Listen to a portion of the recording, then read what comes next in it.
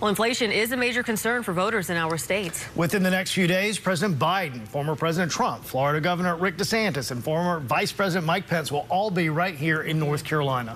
They are all running for president, and you can be sure that inflation will be a consistent topic.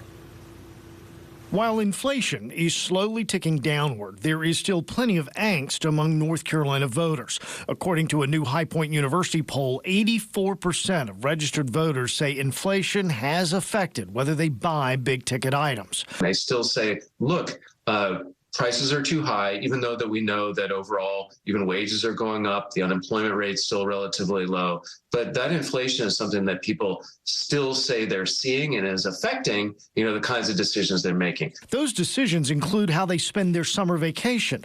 Tourism is a major industry from the mountains to the coast. According to the North Carolina Department of Commerce, it brought in $33.3 billion in 2022. 76% of voters said inflation has an impact on travel decisions. It looks like a lot of people are going to be out there doing stuff in the state, out of state, but they do say that they're considering higher prices, particularly inflation, gas prices, when they decide where they're going to go and what they're going to do. 49% of those polled also said inflation over the past year is worse than they expected, while 46% said it's not as bad or about what they expected.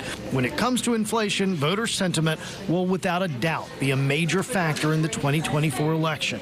The economy is always something that is either helpful to the incumbent or drags down the incumbent and that person's party. And so that's one of the things that we're going to be seeing.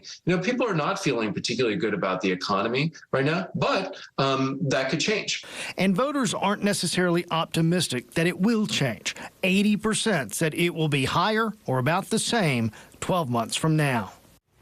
People still feeling that pinch. And before I get the emails and the tweets, I know I mispronounced the name. It's Ron DeSantis, not Rick DeSantis.